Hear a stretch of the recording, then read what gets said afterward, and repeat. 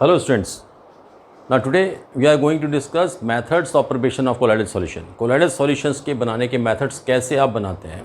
अब colloidal solution में already हमने discussion किया था कि that colloidal particles are of intermediate size. True solution में particle size is very small. True solution particle बहुत छोटा होता है. Suspension में particle बहुत बड़ा होता है. It's quite large. And in case of colloidal solution the particle size is intermediate. Intermediate means ना तो बहुत बड़ा है ना ही बहुत छोटा है.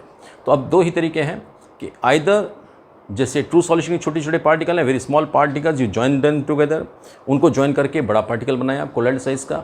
या दूसरा तरीका है कि लार्जर पार्टिकल्स को ब्रेक करके स्मॉलर पार्टिकल बनाए आप कोलाइडल डायमेंशन का. तो दो मेथड्स हैं आपके इसमें स्पेसिफिकली.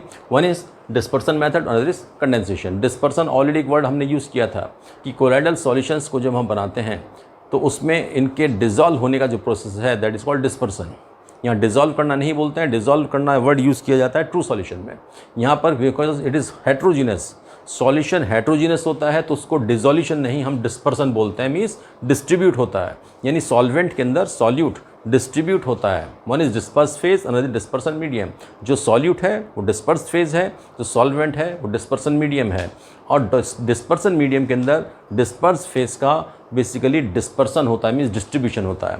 अब इसमें दो मेथड्स हैं. डिस्पर्सन मेथड्स में क्या है, डिस्पर्सन मेथड्स में larger particles are broken down to give particles of colloidal dimension. Colloidal dimension का साइज आपका जो होता है दैट इज 10⁻⁷ टू 10⁻⁴ सेंटीमीटर. इस साइज का पार्टिकल बनेगा. Larger particles are broken down to particles of colloidal dimension. Colloidal size का आपको पार्टिकल बनाना है 10⁻⁷ से 10⁻⁴. All those methods where larger particles are broken down to give smaller particle they are called dispersion methods. अभी dispersion methods को करेंगे हम पहले. उससे पहले सेकंड मेथड आपका कंडेंसेशन मेथड. कंडेंसेशन, कंडेंस करना मीन्स एक से बेसिकली जॉइनिंग आप कह सकते हैं. तो here smaller particles are join together. छोटे छोटे पार्टिकल्स जो कोलाइडल साइज से छोटे हैं, actually they are in atomic और molecular form, they are join together. उनको जॉइन करके बड़ा पार्टिकल बनाते हैं ऑफ कोलाइडल डायमेंशन. तो हम कहते हैं कि smaller particles are join together to form particles of colloidal dimension. Colloidal dimension का साइज का पार्टिकल आप बनाएंगे कैसे, छोटे छोटे पार्टिकल्स को जॉइन करने के लिए. अब इसमें कंडेंसेशन मेथड्स में बेसिकली आपके सारे के सारे केमिकल मेथड्स हैं. एंड केमिकल मेथड्स में नॉर्मली ये जितने भी हैं ये स्पेसिफिकली आपके लायोफोबिक कोलाइड्स वाले हैं. All these methods which I have written here they are for lyophobic. अब आपके यहाँ जब मेथड्स डिस्कशन किया जाता है, एनसीईआरटी हो या रिफ्रेशर्स हो, तो फर्दर डिटेल्स में नहीं दी जाती है, मेथड्स डिस्कशन कर दिया जाता है. बट आपको इसमें नोटिस करने वाली चीज़ है क्या कि if you see all these colloidal solution which are obtained here, जितने कोलाइडल सॉल्यूशन यहाँ बन रहे हैं ये सारे के सारे लायोफोबिक वाले हैं. और डिस्पर्सन में मैक्सिमम जो होंगे दे विल बी लायोफिलिक. तो ये आपको क्लियर कट आइडिया होना चाहिए कौन सा लायोफिलिक भी है और तो आपका डिस्पर्सन है. कंडेंसेशन है तो लायोफोबिक वाला है. हालांकि ये सारी चीज़ें बुक्स में डिस्कशन नहीं होता है. अब कंडेंसेशन मेथड में smaller particles are join together to form particles of colloidal dimension. छोटे छोटे पार्टिकल जॉइन करेंगे और कोलाइडल साइज का पार्टिकल बनाएंगे.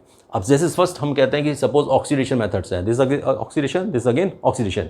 To reactions I have written which are basically oxidation. H2S gas is pass into chlorine. देखिए chlorine is a gas and H2S is a gas. तो basically यहाँ पर ये क्लोरीन जो है क्लोरीन वाटर होता है. This chlorine water means chlorine dissolve in water, उसका एक सॉल्यूशन बनता है. This is basically solution of chlorine gas. ये क्लोरीन वाटर में आप पास करते हैं H2S gas. When you pass H2S gas then H2 and Cl2 becomes 2HCl and sulphur is reduced. Sulphur is obtained here. अब इस sulphur में से hydrogen remove हुआ है. Removal of hydrogen is called oxidation. तो यहाँ पर सल्फर आपका बना कैसे, ड्यू टू ऑक्सीडेशन. अब इस सल्फर जो है सिंपल सिंगल एटम है. These atoms will be joined. Sulphur आप पढ़ते हैं आपको कि sulphur exist as S8.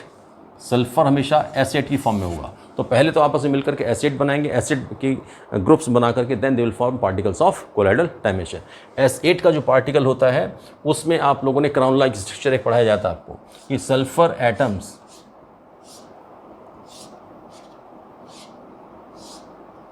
Actually sulphur exist in this form.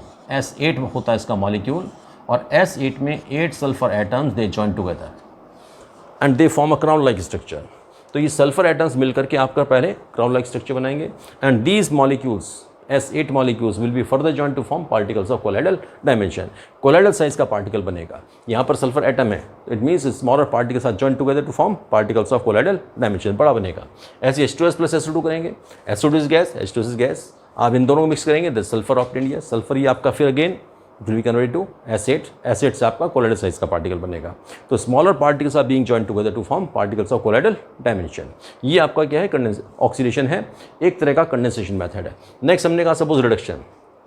Reduction में आप कहीं AuCl3 गोल्ड का क्लोराइड है और एक क्लोराइड है, और एक क्लोराइड को आप रिड्यूस करें किससे, विद SnCl2। SnCl2 में टिन की 2 वैलेंसीज होती हैं, Sn+2 एंड Sn+4। तो SnCl2 भी होता है, SnCl4 भी होता है। तो when you reacted this SnCl2 with AuCl3, तो AuCl3 is reduce to Au, इसमें से क्लोरीन का रिमूवल हुआ, गोल्ड क्लोराइड में से क्लोरीन निकल गया, chlorine is removed and removal of negative ion is called oxidation, it's your reduction. ये आपका निकल गया इसमें से, gold chloride is reduce to gold, gold में रिडक्शन हुआ and SnCl2 is oxidised to SnCl4। SnCl2 से SnCl4 में ऑक्सीडेशन है, लेकिन गोल्ड क्लोराइड से गोल्ड का रिडक्शन है। तो ये मेथड क्या है, रिडक्शन है। अब ये गोल्ड जो एटम्स बनेंगे, these are gold atoms, they will join together and then they will form particle of colloidal dimension। और इसमें जो colloidal solution बनता है उसके लिए एक पर्टिकुलर वर्ड आपका आता है पर्पल ऑफ केसियस। एक वर्ड यूज़ किया जाता है पर्पल ऑफ केसियस।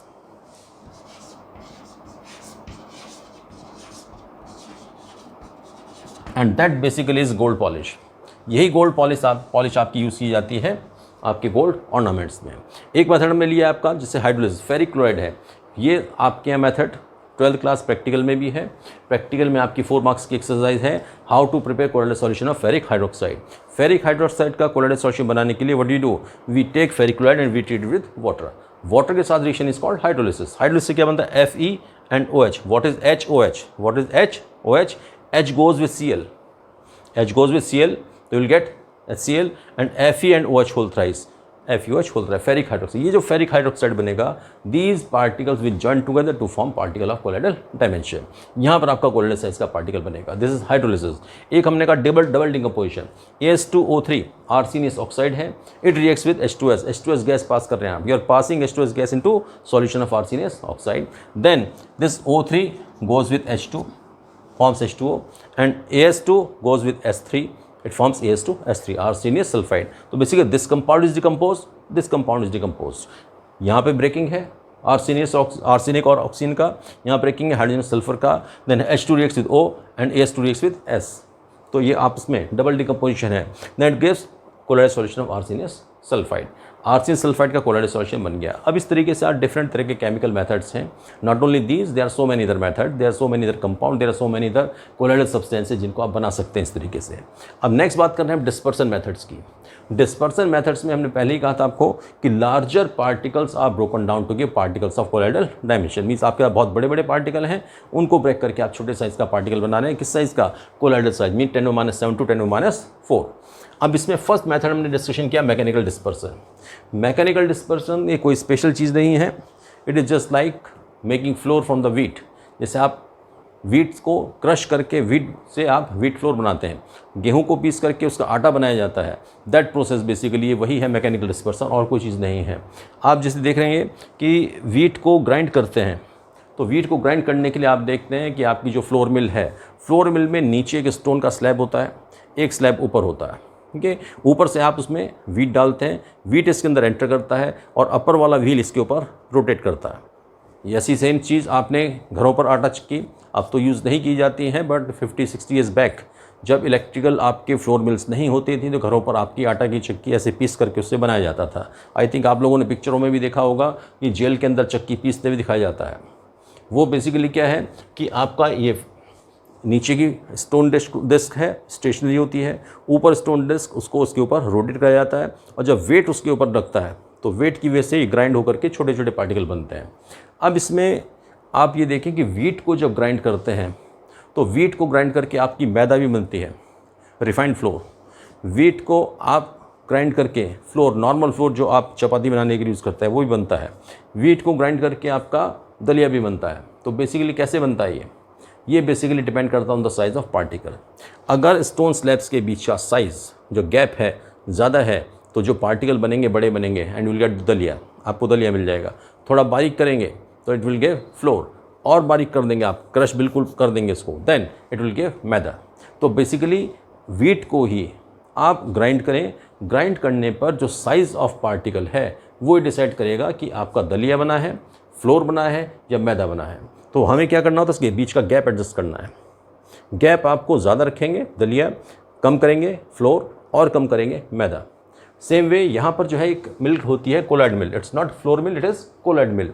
वहाँ पर स्टोन की स्लैब है, यहाँ पर मेटल की डिस्क होती है, 2 मेटल की डिस्क हैं and these 2 metal disc they rotate in opposite direction. यहाँ दोनों ही रोटेट करती हैं, both of them they rotate in opposite direction and the speed is very high. Normally 7000 RPM तक स्पीड होती है इसकी, 7000 रोटेशन पर मिनट। 1 मिनट में 7000 राउंड से लगा लेती है। अब इसमें ऊपर से आप यहाँ से डालेंगे कोलाइडल सब्सटेंस, मीन जिसका आपका कोलाइडल सॉल्यूशन बनाना है। सपोज आपने गम लिया, गम से आपका कोलाइडल सॉल्यूशन बनाना है, स्टार्च है उसका कोलाइडल सॉल्यूशन बनाना है। तो आप क्या करते हैं कि that substance is introduce into the mill, colloid mill. Mill means basically आपके फ्लोर मिल एक तरह की चक्की है जिसको आपकी ग्राइंडिंग के लिए पर्पस यूज़ कर रहे हैं। आप यहाँ से डालें colloid plus small amount of solvent, जो थोड़ा सा सॉल्वेंट है यानी dispersion medium. Don't use the word solvent here, solvent word use नहीं करके हम यहाँ पर वर्ड यूज़ करते हैं डिस्पर्सन मीडियम। तो कोलाइड प्लस डिस्पर्सन मीडियम थोड़ा सा डाल करके आप इसके अंदर डाल के इसको ग्राइंड करते हैं। जब आप ग्राइंड करते हैं तो then it gives a paste, इसमें से आपका पेस्ट निकलना शुरू हो जाता है, it will give the paste. अब जो पेस्ट निकलेगा उस पेस्ट को आपने इजीली डिसॉल्व कर सकते हैं किसके अंदर, डिस्पर्सन मीडियम के अंदर। आप इस पेस्ट को कलेक्ट करिए and add it to the dispersion medium, shake it and you will get colloidal solution. बड़े इजीली बन जाता है। जैसे स्टार्च का कोलाइडल सॉल्यूशन बनाना है आपको, आप ऐसे बना सकते हैं, आप इजीली इसके थ्रू बना सकते हैं। आप गम का बनाना चाहें, गोंद, अगर आप उसको क्रश करके बनाना चाहें कोलाइडल सॉल्यूशन, आप उसको बना सकते हैं। That is called mechanical dispersion. Second हम कर रहे हैं इसमें इलेक्ट्रिकल डिस्पर्सन। इलेक्ट्रिकल डिस्पर्सन आपका स्पेशल मेथड है, ये आपका यूज़ करते हैं स्पेसिफिकली मेटल्स के लिए। जिन मेटल्स के कोलाइडल सॉल्यूशन आप इजीली नहीं बना सकते हैं उसके लिए आप यूज़ करते हैं इलेक्ट्रिकल डिस्पर्सन। इलेक्ट्रिकल डिस्पर्सन के लिए आपने क्या करना है, एक लार्ज ट्रफ है, इसके अंदर we take ice mixture, freezing mixture, और फ्रीजिंग मिक्सचर के अंदर हमने एक और दूसरा ट्रफ रख दिया है। ये है freezing mixture. Freezing mixture means may be ice and water या ice and salt, so that temperature remains low. Temperature कम रखने के लिए आपने इसके अंदर डाला हुआ है फ्रीजिंग मिक्सचर। और फ्रीजिंग मिक्सचर के बाद अंदर आपने इसके अंदर लेते हैं डिस्पर्सन मीडियम। यहाँ आपने लिया dispersion medium. Dispersion medium means may be suppose water जिसमें आप कोलाइडल सॉल्यूशन बनाना चाह रहे हैं। Then 2 metallic rods whose colloidal solution has to be prepared. जिस मेटल का कोलाइडल सॉल्यूशन आपको बनाना है उसकी आपने 2 रॉड्स लेनी है and attach them with electrical source of high voltage. High voltage के करंट के साथ आप अटैच करते हैं।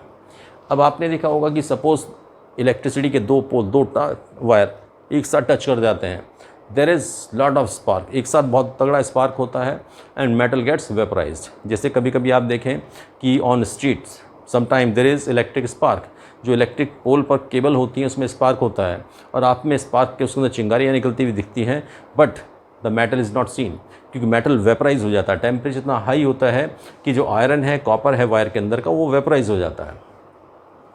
सेम चीज़ यहाँ पर करना है आपको कि इलेक्ट्रिसिटी सोर्स के साथ आपने टच किया and then we will touch these 2 rods. इन दोनों को हम जैसे ही टच कराएंगे इसमें क्या होगा, इलेक्ट्रिक स्पार्क होगा, इलेक्ट्रिक स्पार्क होगा and due to electric spark the metal will be वेपराइज्ड।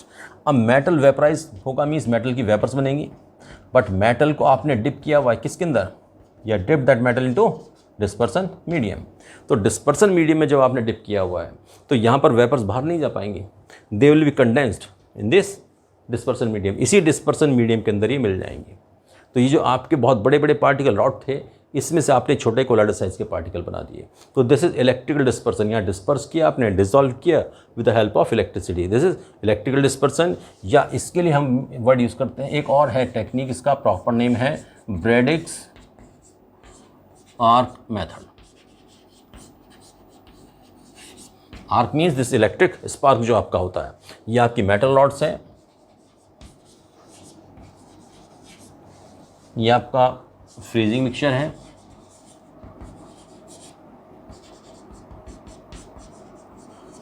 और यहाँ पर आपका डिस्पर्सन मीडियम।